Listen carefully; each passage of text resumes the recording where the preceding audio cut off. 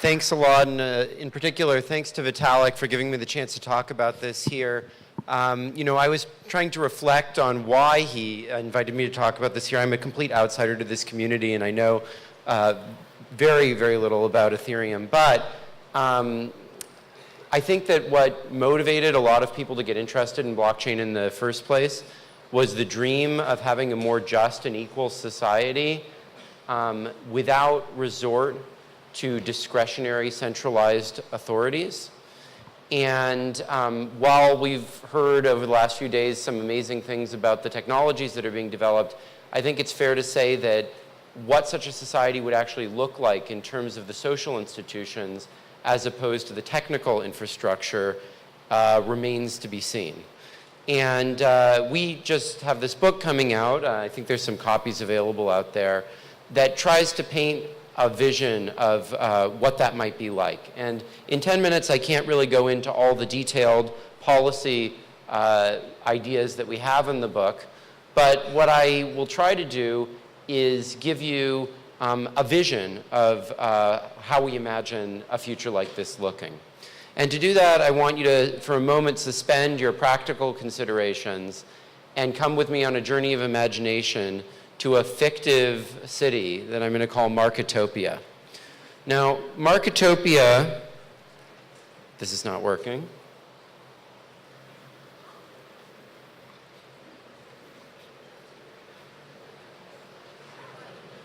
Oh, there we go. Okay, so Marketopia is a little bit like Zootopia, except rather than being defined by having lots of diverse mammals there, the defining characteristic of Marketopia is that every piece of major private property in Marketopia, let's put aside, personal effects, heirlooms from your grandmother, your cats or dogs, but all the land and houses and airplanes and buildings and so forth are continually up for bid in an auction to the highest bidder.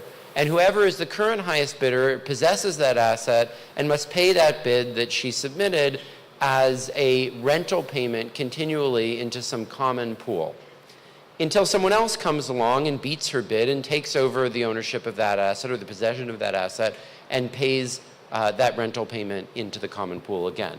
And in Marketopia, not only is this applied to private property, it's also applied to many things that we usually think of as collectively governed, like what politicians run Marketopia, where we build the public parks, how the buses run and the schools operate and so forth. Except there, rather than selling it to the single highest bidder, what we're going to do is add up everyone's willingness to pay for different alternatives and choose the alternative that has the greatest total willingness to pay.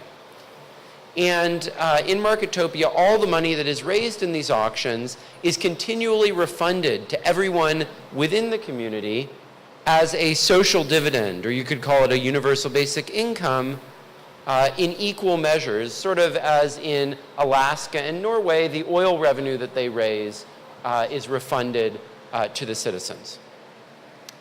Now, when you hear about Marketopia, probably your first reaction is to say, this is like the most extreme version of a free market that I can possibly imagine. Because, you think about our society, we're supposed to live in a market society, but in fact, most assets, the land that we're sitting on here, the skyscrapers down the street, etc., this stuff isn't available to just purchase. You can't just pay some price and buy it that's listed publicly. You would have to go to the present owner and enter into a long and cumbersome negotiation, and they'd probably charge you way more than they'd be willing to accept for it because they'd be trying to make a profit off of you, right? So we think we live in a free market society, but actually, most things are sort of monopolized by some corporation or organization that is not allowing them to be competitively allocated. So that sounds kind of interesting that this is like this extreme version of a free market, but you might initially think, well, in an extreme free market, aren't the very wealthy going to dominate everyone else, outbid everyone for control of assets, take over the whole society, and tyrannize everyone else? But if you thought that, you have to reflect, what do you mean by the wealthy?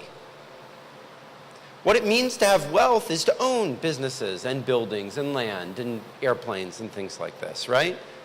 And in Marketopia, everything is commonly shared among everyone. All the benefits of assets flow equally to everyone, and everyone has an equal right to contest for control of those assets. In fact, Marketopia is a far more extreme version of common ownership as advocated by people like Karl Marx than is any form of socialism that actually existed in the world, as socialism usually degenerated into the rule of a was it too late?